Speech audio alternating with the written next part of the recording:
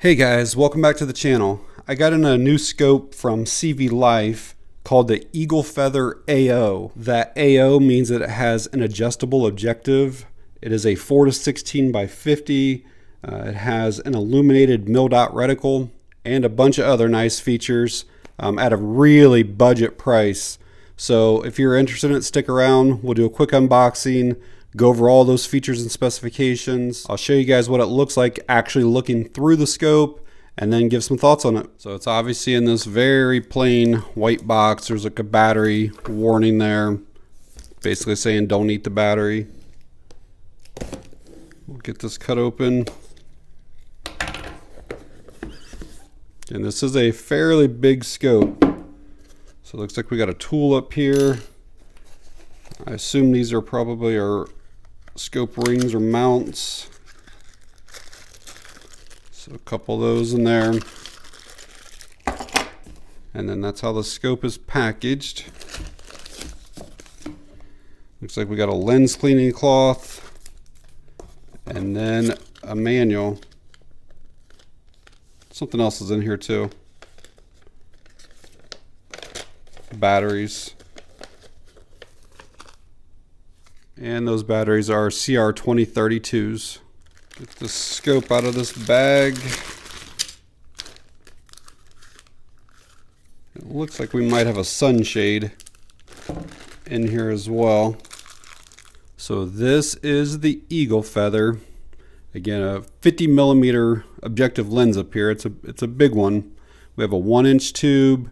They do have it branded with their name on there. I know that it's made out of a one-piece, like aircraft grade aluminum. It's O-ring sealed, so it's fog proof and waterproof. We have a diopter adjustment up here. This is so that you can focus in on whatever yardage you're at.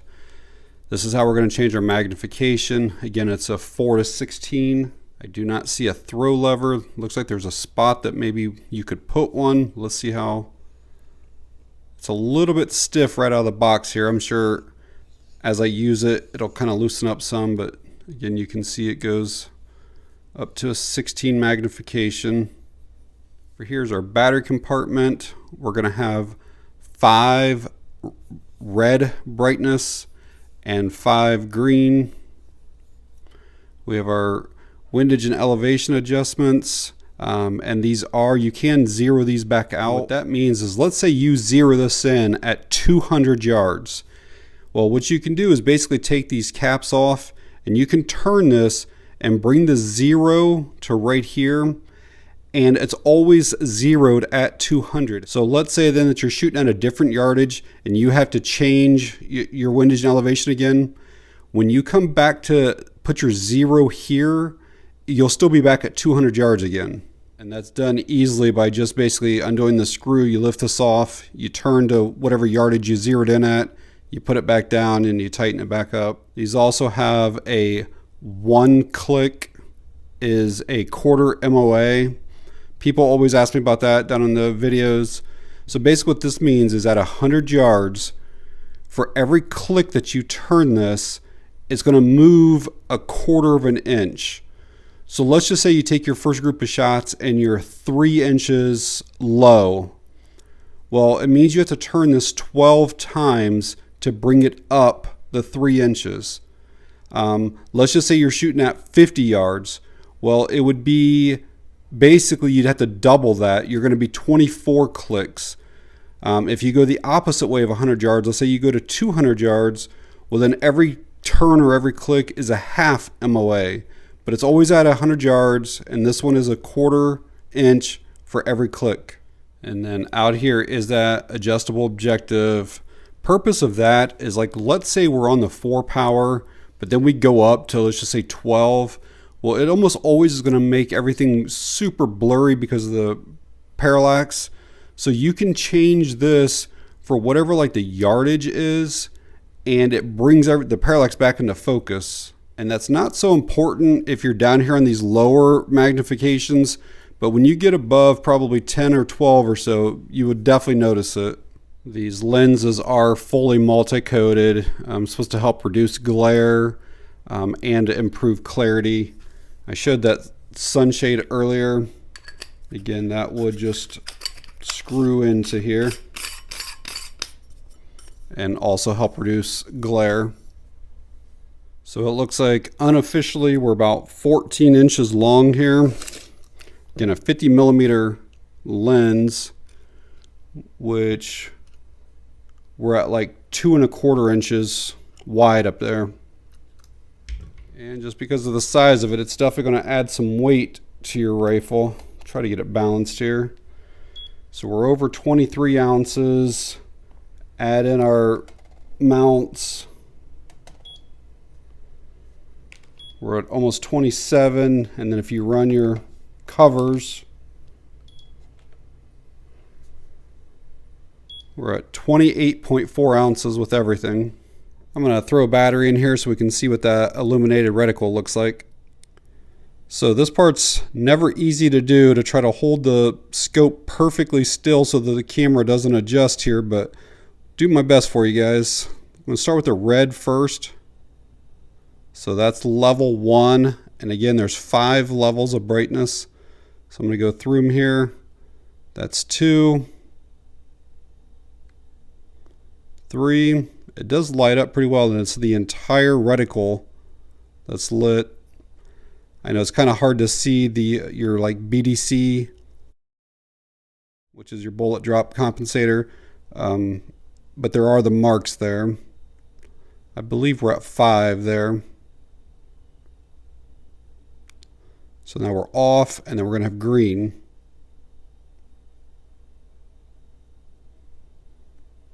That's 2, 3, 4, and 5. I don't know if it's any better off of that or not. Try the red without it.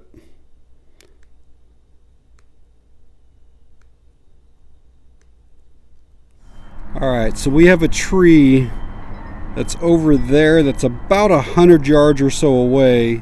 Alright, so that is that tree on the 4 times power. Same tree on the 8 times power.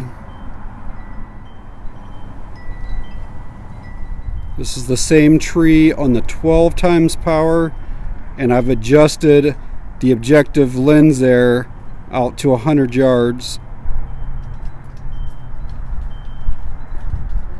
And finally, same tree at the 16 times zoom or magnification.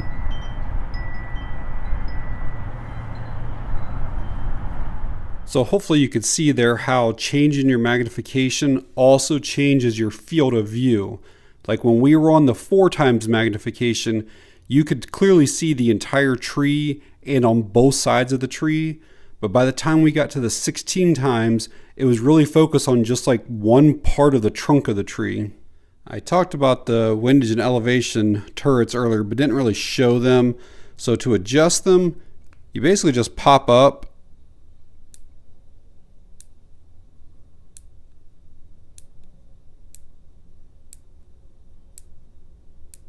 So there is a click where it actually stops between every single one, and it's very audible.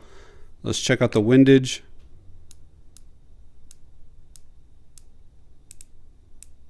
Same thing, those are really nice. I showed that Allen wrench earlier to basically zero out your turrets.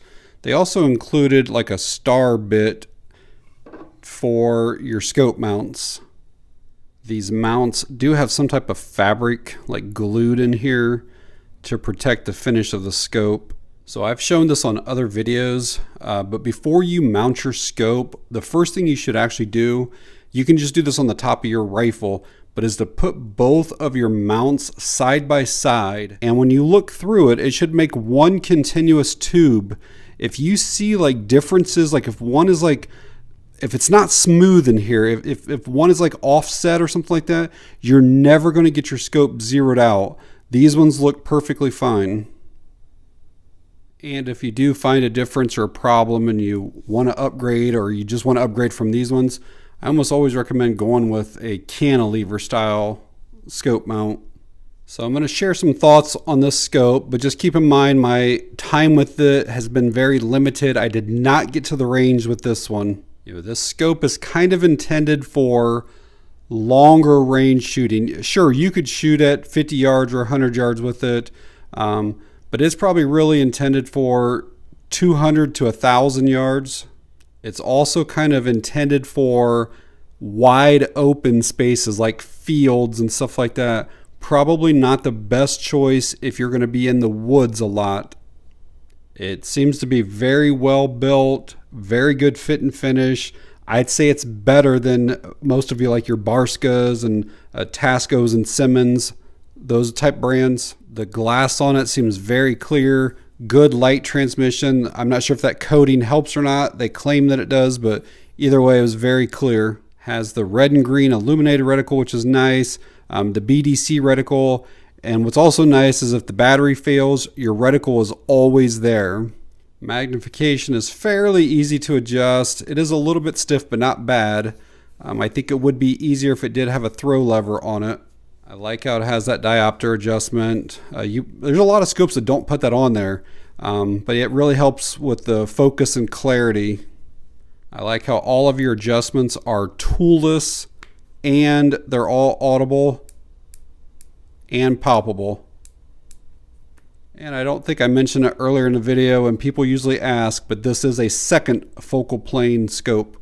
So at the time of me recording this video, these scopes are available on Amazon. They're $90, but there's a 20% off coupon, bringing them down to like $72 or so, which is a pretty amazing price when you consider you're getting a pretty decent scope and then all of the other stuff with it too. I didn't even show those covers earlier, but they're actually like a really kind of thick plastic rubber type feel, and they are spring loaded, but pretty decent on them as well. But all right guys, if you found the video helpful or informative in any way, please give me a thumbs up. If you have any questions or comments, leave them down below. And that's going to be it on this one. Thanks for watching. I appreciate it.